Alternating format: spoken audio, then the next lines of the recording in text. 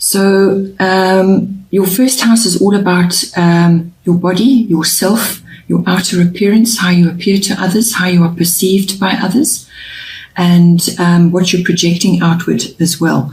So with Libra in there, this is again an air sign, and Libra is all about finding balance. So this could just be with the way you are projecting yourself to others. Keep an even keel, keep your attitudes and perhaps your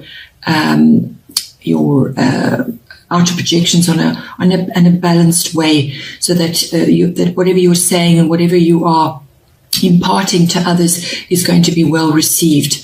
Librans can also sometimes be a little bit indecisive, so if there's something that you're wanting to get across, perhaps prepare in advance if possible, so that when you do have your say, or when you are interacting with others, you're coming across in a positive way. Librans are generally very dignified people. They don't like confrontation. They don't enjoy dramas, so they like to negotiate and keep things flowing, and to come, to use their air qualities, which is the mind, to assess and to come to a happy medium.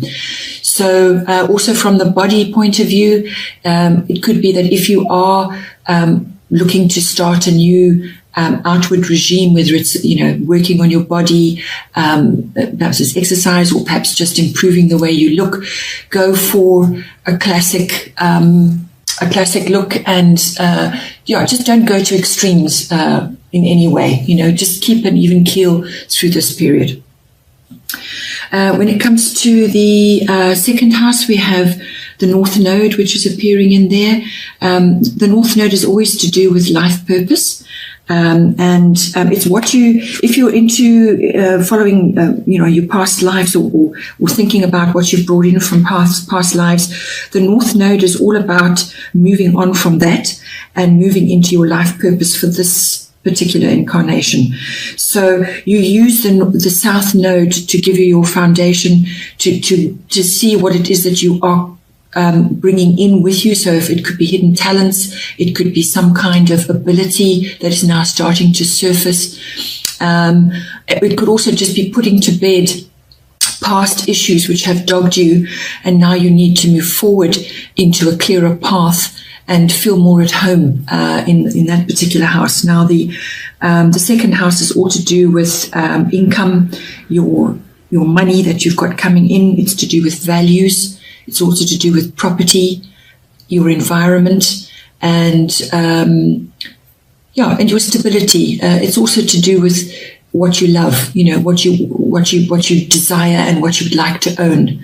So with the North Node life's purpose coming in there, it indicates that possibly elements are coming in for you now which are going to give you a boost to move you forward in the direction of that you need to go in. So it could be just some kind of windfall, or some kind of push in the direction that you're wanting to go, the direction that you've set for this lifetime. So you're starting to feel a lot more comfortable in your life purpose. There's going to be some sort of support in that endeavor. It could also just be coming home to yourself when it comes to your own values and what you want to move forward with in your life. So it's almost like a positive push in the direction of that you're wanting to head in this lifetime. So you may want to ponder a little bit, put to bed the past issues that you've perhaps dealt with, things that no longer serving you anymore, and you'd like to move on from them, and point yourself north, head north to your guiding light, and to what it is that you feel you would really like to achieve, or you would like to just lay the foundation for in this lifetime. In the third house, we have Mercury, which is mind. This is Mercury rules the third house, so it's in its own house. The third house is all to do with all forms of communication, whether it's verbal, written, even body communication. It's also to do with contracts. It's to do with your siblings and early education and short trips, like small trips. So with Mercury appearing in there, you're asked to turn your mind to what it is that you're currently saying, and what you are agreeing to in terms. So that could be contracts of some sort, and apply the analytical side of Mercury to that, and have a good look at what it is you're doing and what it is you're saying, because it also ties in with your eye balance, which is what you're projecting outwards and what's being perceived by others. So and they're both air signs. So you need to bring the air element into your third house to actually help you going forward, because there may be issues coming up. If you're in the media world, if being in the media world is part of your profession, then Mercury in there is a very good thing to have, because it's in its own house and it's all the qualities of Mercury, which is that quick decision-making, witty, inquisitive, curious, and sharp. It's a very quick thinking, think on your feet kind of energy. Also, Mercury rules electronics of all sorts. So if you are buying something, or you're drawing up a contract for something to do with that, just make sure that everything is clear and that you're absolutely 100% happy with what is being put down in terms. And if you need another set of eyes, then do that. But apply your analytical abilities in that regard. And just think about what you're saying, what you're putting down in paper, what you're actually imparting to others. If you're teaching, you may need to obviously bring in the higher principles of Mercury, which I've already mentioned. In your fourth house, you have Cancer, I feel. So this is, again, it's in its own, the Cancer rules the fourth house, so it's in its own house. And Cancerians always bring a watery element. They love their home, they love their family, and they're quite clannish. So you may be closing ranks there when it comes to your home, or just feeling the need to retreat on a regular basis. Withdrawal is necessary. Always remember the crab. The crab is associated with Cancer. They like to withdraw. They skitter along the sands of life, gathering and doing whatever it is they need to do, but they do periodically withdraw, and they have the shell to protect them should they feel insecure or threatened in any way. They've also got that massive claw, so they can be quite protective of their environment and of their family. So don't tangle with them if you're going to annoy them. So when it's applied to your fourth house, this indicates your home. So the fourth house is about your home, and it's about your early, your foundation, your roots, your family's foundation and roots. And Cancerians go through phases of the moon. They can be in full force sometimes, and then they need to withdraw. And things go through phases like that of the moon. So it could also signify change within your home environment. So you just need to go with the flow there, and just feel super sensitive in your home environment. And just bear in mind that you may be interacting with others. It's wonderful to be nurturing, which is, again, the Cancerian thing. It's also the mother. It's wonderful to be nurturing and loving in your home. Just don't be clingy or too overly emotional. Just, be compassionate and be loving, and bring that into your home environment. Because I feel you're going to need it. In your fifth house, you've got Mercury retrograde, which is it's all about reinvention. Anything with a re in front of it. So this could be relief. It could be when you re-look at something, when you review something. And the fifth house is all to do with children.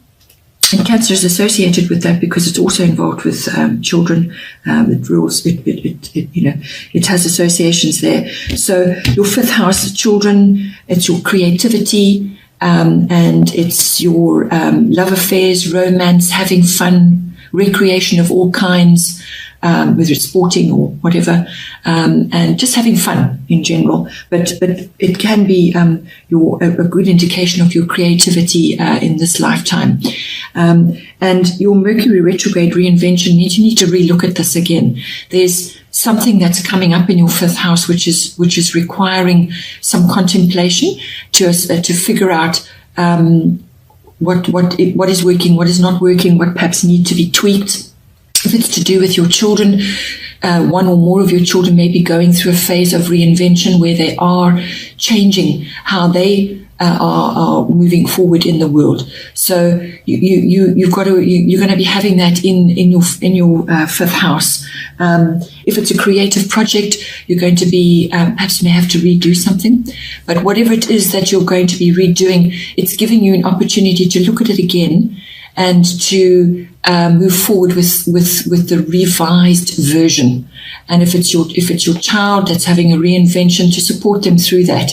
Maybe a little bit tricky at the sort of in the beginning stages, because basically there's change going on. There's a little bit of turmoil, and you mainly support them through that. And that's why I feel the Cancer for your home environment may be coming in there, where you will be super sensitive to what's going on. But just to stay balanced at all times. And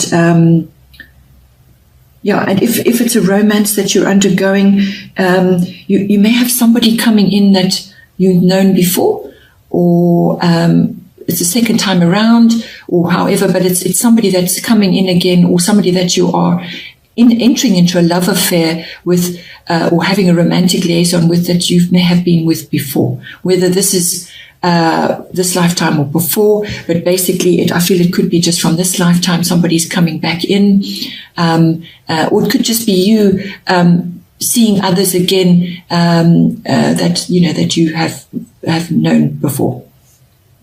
Then in the sixth house we have Leo, which is appearing there, and Leo is a very strong sign. It's a sign of strength and honor. And it's also the sign of warmth and enjoying being in the spotlight. Leos love being in the spotlight, and very creative sign, and very outgoing, very attractive, just a very uplifting energy to be around. So now it's appearing in your sixth house, which is all to do with your work projects, your routines, your daily routines, your work colleagues, your workplace, any projects that you're working on. It could be multiple projects that you're working on. And it can also indicate it's to do with your health, your physical health, and also to do with pets. So you may, in this one of those environments, you may be encountering Leo-type people. So they're going to basically bowl you over. They're very, they project warmth and sunniness. So they're going to, they enjoy being in the spotlight. So you're going to have to learn to work with those energies. It also could just be that your workplace is going through a sort of an uplifting vibe, and whatever work it is that you're doing, if you're a sole worker and if you work independently on your own, you're going to be bringing that creative side into your projects, which is great. And you may be, whatever it is you're working on, may be in the spotlight of some, or the spotlight's either going to be on you or it's going to be on your work projects. It's a very, as I said, a very abundant energy to have. It can also, going the other way, it can also be a little bit arrogant and egotistical. If you're looking at from a health point of view, possibly something there. Leo always rules the heart, the circulatory system, so it could be something in there that you're needing to address or to look at. It's a sunny sign, very warm sign, and you could just be feeling good about yourself as well. But if there are health issues, then to actually address it and look at it, and if you need a checkup, then go for a checkup. Then in the seventh house, which is the house of your relationships, your personal relationships, your one-on-ones, you've got Aries, I am, very fiery sign to be having in there. And this is as I said, your one-on-one, between you and your significant other, or you and your business partner. And it's a very dynamic energy, a very forceful energy, get up and go, lots of fresh ideas, movement, change, moving forward, progression. Or it could just be a really great idea. So if it's a business partnership, there's going to be a lot of energy and a lot of a lot of things happening, but forward movement, fiery, passionate projects that you may be, or business that you may be starting. If it's to do with you and your partner, a lot of fiery, passionate energy there. And, let's go and get them. Let's get up and go. Let's go and do things. Aries are also very loyal people, actually, when it comes to relationships as well. Once they've decided what they want and who they want, they will go after it. And they will they put their whole heart into it. So if that's the energy you're bringing into those relationships, your one-on-ones, you and your significant other, that's great. It also can bring in the impulsiveness and the just very ambitious, almost sort of self-centered as well, in a way that you're going after that one particular goal, or you're actually going after that one particular person. So it can also be a very impulsive, very forceful sign. So don't overdo it, but use that passionate, fiery energy and harness the loyalty of the Aries to actually make your relationship better.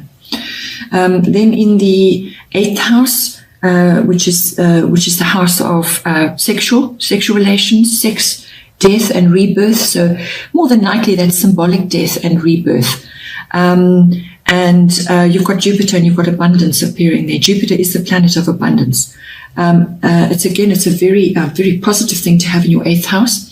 The 8th house is also the house of big finance, like investments, insurance, legacies, inheritances, and taxes. And it's also other people's money. So you could be dealing with other people's money, whether it's your professional or you're perhaps dealing with it in connection with a committed relationship. The 8th house deals with shared resources between partners.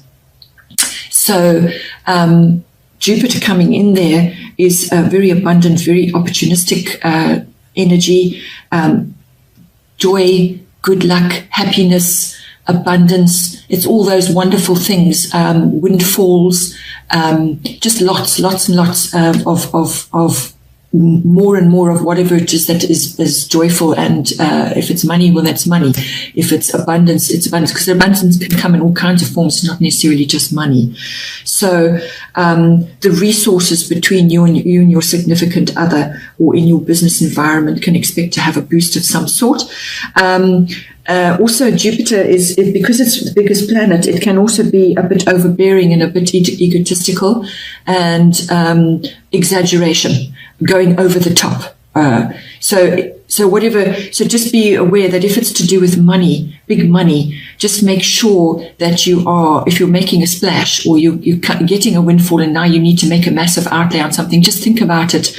Bring in your Mercury with your 3rd house that you've got appearing there. Bring that in so that you are placing that money to the highest good. That's going to be the biggest benefit. Don't frit it away or make an impulsive purchase or make an impulsive decision. So it's covering all of that, but it's a very positive thing to have. And if it's your sexual energies with your close partner, then again it's bringing in joy and happiness to that area of your life.